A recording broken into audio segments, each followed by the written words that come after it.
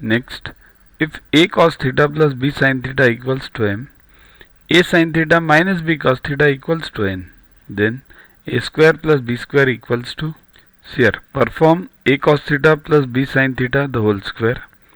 So it will give a square plus 2ab plus b square, right? So a square cos square theta plus 2ab cos theta sin theta plus b sin square theta equals to m square. Equation number 1.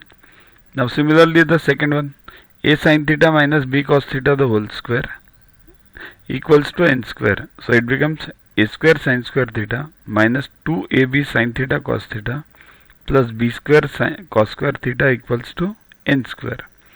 Equation number 2. Now add 1 and 2. You get, see here, 2ab cos theta sin theta gets cancelled.